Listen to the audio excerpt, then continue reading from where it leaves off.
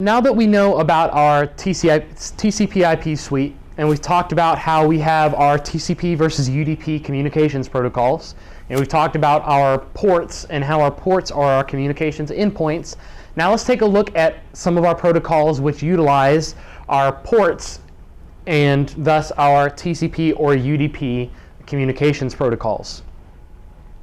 So our first protocol that we have is FTP. FTP stands for File Transfer Protocol, and it's a protocol that we're going to be using when we're just transferring standard files. So FTP is going to be used over port 21 typically, and it's going to be TCP. Now, why? We'll think about this for a second. Why would FTP be a TCP protocol? Well, TCP is connection oriented. It makes sure that we have a connection to our endpoint first, and then it starts sending the files. TCP also makes sure that the files get there, they're not corrupted, and they're in the right order. That's what we want when we're transferring a file. We want to make sure the files get there, they're in the right order, that if there's any retransmission needed, that we can do the retransmission. So FTP is going to be File Transfer Protocol we're going to want to use TCP for. And we're going to use TCP for. For standard FTP, there's no encoding or overhead. There's no additional encoding or no additional encryption of the data that's going on with FTP.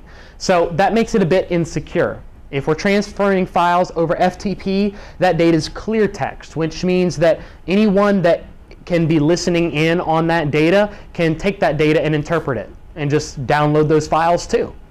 So FTP over port 21, TCP, File Transfer Protocol, no encoding or overhead, but that also means it's a bit insecure. Next we have TFTP. TFTP stands for Trivial File Transfer Protocol, and that is going to allow us to send to multiple clients at once.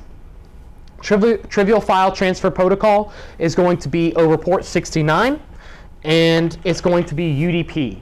Now, when we talked about TCP, we mentioned that TCP is a one-to-one connection.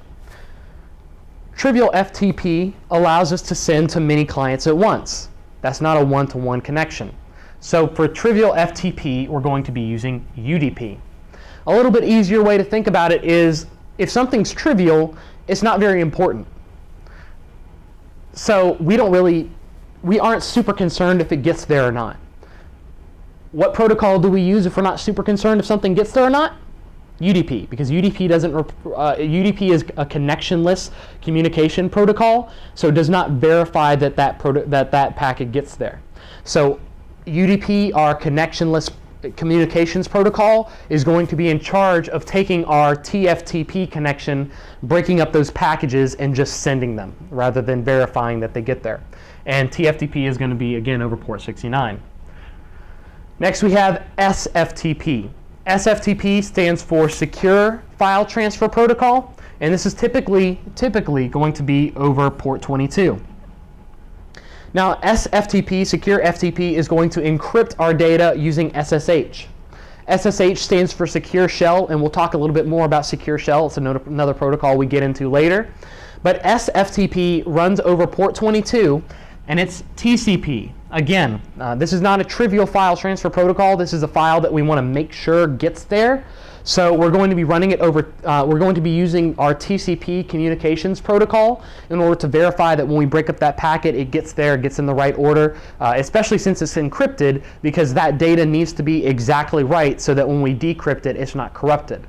So again, it encrypts using SSH over port 22, and it's more secure obviously than FTP because it encrypts the data using SSH. So if we have data that file transfers that we're encrypting, we're sending those over SFTP, and we're encrypting them with SSH, Secure Shell.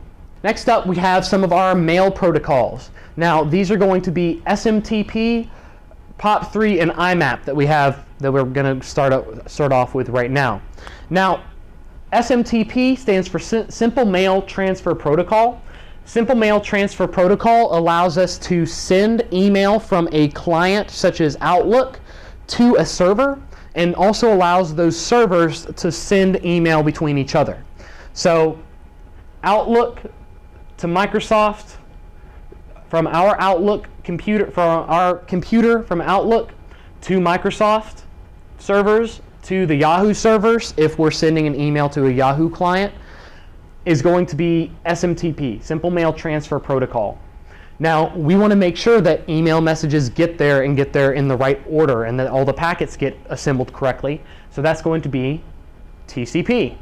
Think, anything that we would be extremely upset if that didn't get there or it was corrupted is typically going to be TCP, because we want to make sure it gets there and gets there in the right order. SMTP runs over port 25.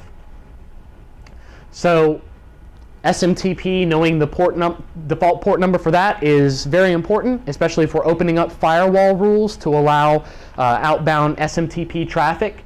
SMTP port 25, TCP protocol, and SMTP again is Simple Mail Transfer Protocol, and it's the email messages transmitting between the servers and from our client sending to a server. Next we have getting the email from our servers, POP3 and Imap. This is going to be when we pull the emails down from our server to our client. They're not going to be when we send, they're not the protocols we use when we're pushing the emails to our server. Our first protocol, POP3, is going to be running over port 110 and is TCP. Again, we want to make sure that we get it and get it in the right order. POP3 stands for Post Office Protocol version 3. Pretty easy to remember that it's an email protocol, Post Office Protocol version 3. This is going to be a client download from the server. So we now are in the situation where we got sent an email to our server and we're going to download it onto our computer. We're going to pull that email down into our inbox on our computer, and we're using POP3. Now, POP3 is a little bit less robust protocol to pull email with, because by default, POP3 is going to copy the email down from the server to our client, and then it's going to delete it off the server. Now, this is not very good if we have multiple devices that we're pulling emails down from our server with, because they're not going to coordinate between our different devices if those email inboxes are the same. Because if we pull emails from our server on one device and then try to pull them from a different device, then we're going to have, oh, I have emails here that I don't have on this device, and I have emails on this device that I don't have on this device, because they're not going to coordinate between our different devices to make sure that our inboxes are the same across all of our devices. But this can be changed. POP3, the default is to copy then delete, but that can be changed on our server side. But just remember that by default it does copy and then delete. And then POP3 port 110 over TCP. Client download from the server. And then lastly we have Imap. Imap is our more robust version of POP3. And it's going to be running over port 143, and it's going to be TCP. Now, the reason we say Imap is a bit more robust is because it allows us more configuration ability than POP3 does. Imap is going to, by default, keep a copy of the message on the server before it delivers it to our client. So it's the same as POP3, where we're downloading a message from the server to our client, but Imap is going to download that message, and it's going to keep a copy on the server. So if we have multiple devices that are pulling via Imap from our server, then we're going to be pulling those messages, and our server is going to keep a copy, and that can help us be consistent across all of our different devices. So just as a recap of our email protocols, SMTP is sending from our client to our server, and then in between our servers, it's over port 25 and it's TCP. POP3 is Post Office Protocol 3. It's going to be over port 110 and it's TCP. It's going to download then delete. And Imap downloads but keeps a copy on our server, and it's over port 143 and it's also TCP.